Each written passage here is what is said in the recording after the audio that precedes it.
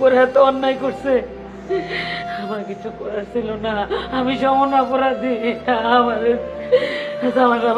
মাফ করে দিও। আমি চাই না তোমাকে এই কষ্ট হোক, আমি চাই না, কিন্তু আল্লাহ দিছে, আল্লাহ তো করে দিয়া দিছে। আর আমরাই পড়ে গেছি, আম করে আল্লাহ বিপদে বালাই দিছে। এটাই আল্লাহর খেলা, আল্লাহ লীলা খেলা। আজকে আমি শান্তি হইতেছি।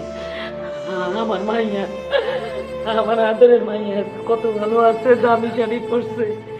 আমার জামাই এই দেশের 10 জনের মধ্যে একজন ভালো মানুষ, 100 জনের মধ্যে একজন পয়সাওয়ালা মানুষ হয়েছে। আর আমি ফকির, আমার গায়ে গন্ধ হইতেছে, গামের গন্ধ। আমি খুশি, আমি খুশি। দে তোর বাবার দে, মাপ চাইতে দে, মাপ চাক, মাপ করে দে।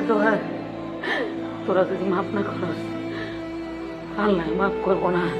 মরার আগে একটু শান্তি নিয়ে মরতাম চাই রে বাবা, মাফ করে দে। আম্মা, আপনারা হইল আমাদের বাবা মা, আপনারা কোনোদিন ভুল করতে পারেন না। বাবা যা করছে তার মেয়ের ভালোর জন্য করছে, সুখের জন্য করছে। সব বাপ মাই তো চায় তার মেয়ে সুখে থাকুক। আমরা কখনোই আপনাদের কোনো কথায় রাগ করিনি, কারণ আমরা জানতাম আমরা যেখানেই থাকি আপনারা সব সময় আমাদের জন্য দোয়া করবেন। বাবা, আমি তো তোমার উপরে অনেক অন্যায় করছি, অনেক অন্যায় করছি। তুমি পারলেই বাবারে মাফ করে দিও, আমারে মাফ করে দিও। তুমি কি বলতেছো? তুমি কেন আমাদের কাছে মাপ চাইতেছো? আমরা তো তোমাদের সন্তান, তোমাদের কোনো ভুল থাকতে পারে না আমাদের কাছে। ছি ছি আব্বা, আপনি এগুলো কি বলতেছেন? আমি আপনার সন্তান না? আমি কেন আপনারা মাফ করব? আপনি আমাকে মাফ করে দেন। আসলে ভুলটা আমারই। তানিয়ার সাথে পরিচয় হওয়ার আগে আমার বাবা মা মারা যায়।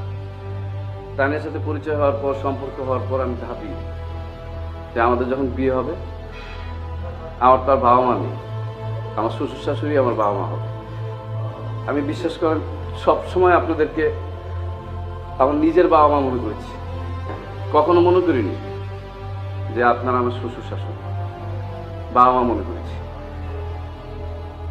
আমরা যদি কোনো অন্যায় করে থাকি আপনারা আমাদেরকে মাফ করে দিবেন। আপনাদের এত খারাপ অবস্থা কিন্তু আমরা কখনো আপনাদের কোনো খোঁজ খবর নিইনি।